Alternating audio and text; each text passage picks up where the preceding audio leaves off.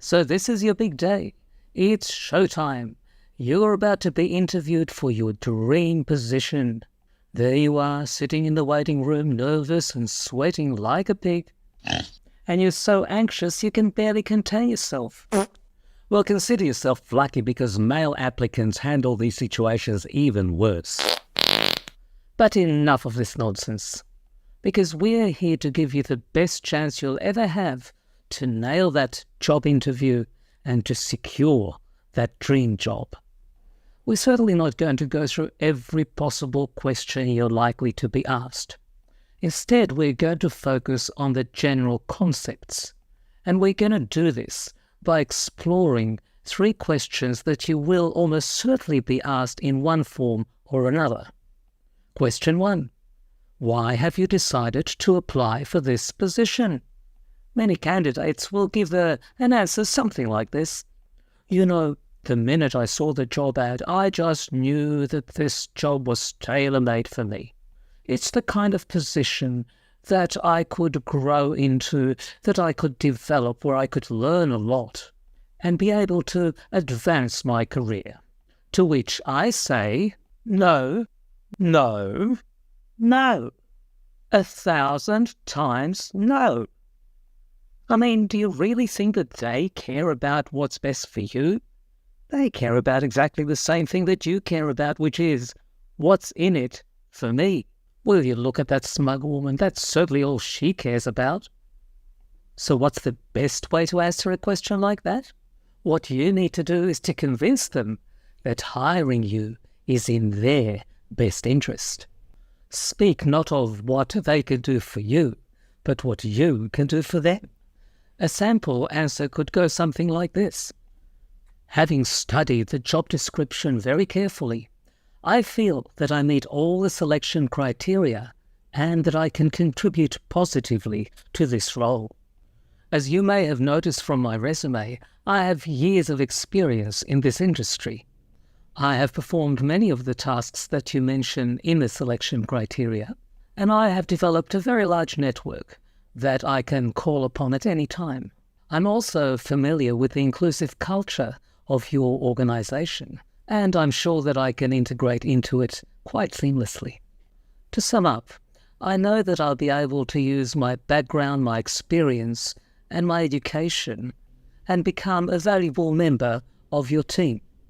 While I know that there might be some challenges along the way in the way of learning new technologies and new approaches, based on past experience, I will be able to master these rather quickly and will be a productive member of the team from day one.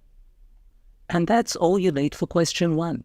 Short and quick and neat, and that's all the information that the prospective employer needs to know about you. The key concept here is that you tell them what you can contribute to the role. And that, my friends, is the end of step 1. But before we move on, may I ask you kindly and respectfully to subscribe to my channel?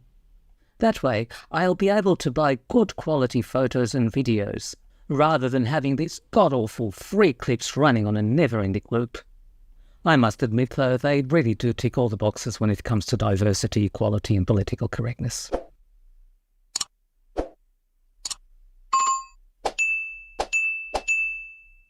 The second most common question candidates are usually asked at job interviews is, tell me, what qualities do you bring to this position? In other words, what are your strengths? Many candidates say something along the lines of, I'm a very reliable person, I work very, very hard, and I'm also known for my integrity and for my trustworthiness. My advice is don't even think of giving an answer like that. I'd like to illustrate my reasoning with a little quiz. Would you be able to tell me which is the safest airline in the world? Well, you either know it or you don't, but here's the answer anyway. Qantas. Oh, I missed that. What did you just say? Qantas never crashed. Well, thanks for clarifying, Raymond. And you know, in the 35 years since this movie came out, Qantas remains the safest airline in the world. Now let me ask you a question. Have you ever seen in any promotional material Qantas advertising that they are in fact the safest airline in the world? Well, let me save you the trouble of looking it up, because the answer is no, absolutely no, never, and they probably never will. And do you want to know why? Because the minute you say safe, the mind conjures up the exact opposite.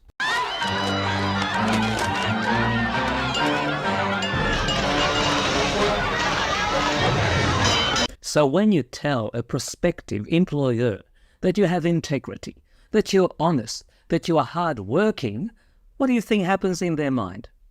They're thinking, well, I actually assumed that you had all these qualities, but now that you mentioned it, before you know it, they're imagining your grubby little hands in the company's petty cash till. They convince themselves that if they employ you, you are going to sell out the organization to their competitors. And of course, you'll be using the company expense account to feed your cocaine habit and on hookers.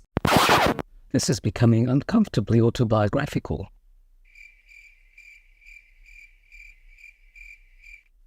But be that as it may, I have been lecturing you a whole bunch about what not to say, so here are some tips about what to say.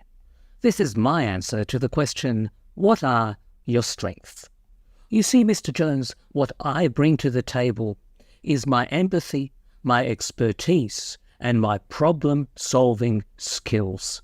Empathy is something that I've developed over many years. Yeah, just a quick tip there. Don't touch a fellow team member in that way because you might get into a lot of trouble. But anyway, my approach to empathy is connecting with people in a way that reaches mutually agreeable outcomes, while bearing in mind the needs of all stakeholders. As far as expertise is concerned, during my decades in this industry, I have made sure that I've kept up with all the latest developments, as well as the emerging technologies. And when it comes to problem-solving skills, I pride myself on my ability to find elegant solutions to complex problems. I analyze the information available, I bear in mind the desired outcomes, and then I use my lateral thinking to come up with quality results. So there you have it. This is the grown-up way to answer the question, what are your strengths? Is it perfect? Of course not. Will it work for every industry? I don't think so. Is it slightly pretentious? Well, yeah, a little bit. But at least it gives you a guide as to how to approach the question. The last and perhaps the most dreaded part of the interview are the behavioral questions. This is the bit where you get to bare your soul to the interviewer. There are many possible questions they can ask you, but I've decided to concentrate on just one and perhaps the most difficult one. Once you master answering it, any other behavioral question is going to seem like a cinch. And the question is this.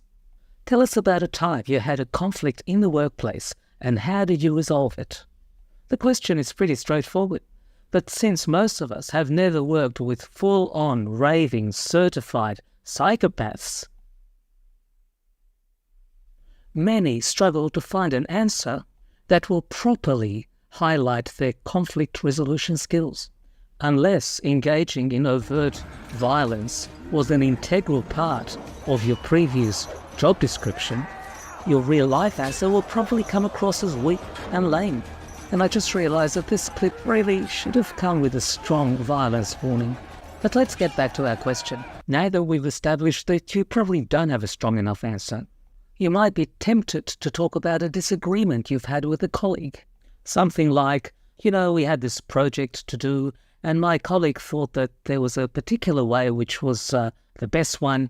And look, I disagreed because I really thought that there's a better way to do it. And we disagreed quite a bit and we went back and forth. But look, eventually they agreed with me and everything was all peachy. I was really hoping that I won't have to use this slide again. However, this time it's not an emphatic no, but there are much better ways to answer the question. Disagreements don't really qualify as conflicts. And besides, in that example, it wasn't quite clear whether you were right or your colleague was right.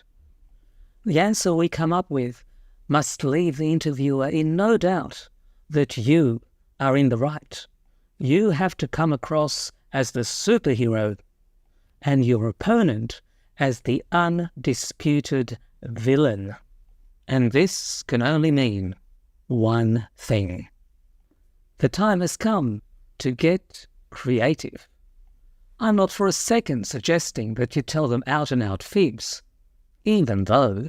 Just remember, it's not a lie if you believe it. So here is one version of a reply to the question which you can later fine-tune to suit your own industry. You know, Mr. Jones, I believe that the best approach to conflict resolution is by avoiding them from happening in the first place. Communication being the key. In my opinion, the only time confrontation is justified is when there can be no doubt that what is taking place here is unethical behaviour, unsafe behaviour, or a drop in standards. Unethical, such as theft of money or time. Unsafe, such as when occupational and health standards are breached. And a drop in standards is self-explanatory. I remember about 5 years ago, I was working with a team member who regularly would miss deadlines. He always came up with some excuse. It was either a family member being sick, his dog was dying, he'd turn up late for work claiming that his car broke down. But the worst part was that he was holding the entire team back. So one day when we were about to miss a deadline because of the non-contribution of this person, I've had enough and I've decided to confront him. I said, you know, Charlie, we'll call him Charlie. I said, you know, Charlie, when you continually miss deadlines, I get very frustrated because it seems like you really don't care very much about the team. You're letting everybody down and you're just simply not pulling your weight. And the outcome is that we end up missing key deadlines, we fall behind on work, and our KPI goals are not being met. I find your conduct unacceptable, and I need a commitment from you that things are going to change. Charlie replied, look, you're not my senior. You're not in a position to tell me what to do. I said, look, this is not a question of seniority. It's about everybody contributing equally, and you certainly have been lagging now for a very long time. To which he said, look, I don't have to justify myself to you. I said, again, it's not a question of justification. It really is a question of providing quality work, and we simply can't do that with your attitude. Charlie says, look, I've been here in this company for a lot longer than you have. I've done just fine, and I don't need anyone to tell me how to do things, and certainly I'm not prepared to change the way I've been doing things until now because it worked out for me just fine. To which I replied, I'm not prepared to stand by and watch the standard of our team drop because of you, Charlie. We either sort things out right now amongst ourselves, or I'll have no choice but to escalate to supervisory level. At this point, Charlie really mellowed and he said, look, things at home have been quite difficult lately. I certainly didn't realize that I was dropping the ball quite to the extent that you say, but yes, I'm pretty committed to lift my game from now on.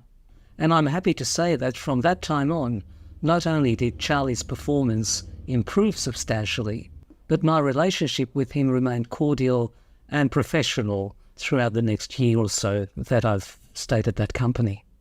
And that, dear viewer, concludes our guide to nailing that job interview in 3 steps. I hope that your takeaway was not that you have to tell lies to your prospective employer.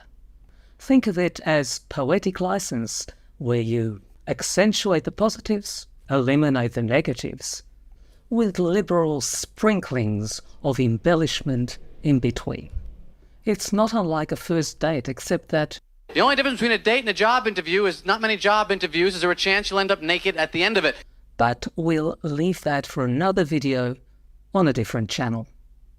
If this video helped you land your dream job, feel free to come back and buy me a cup of coffee.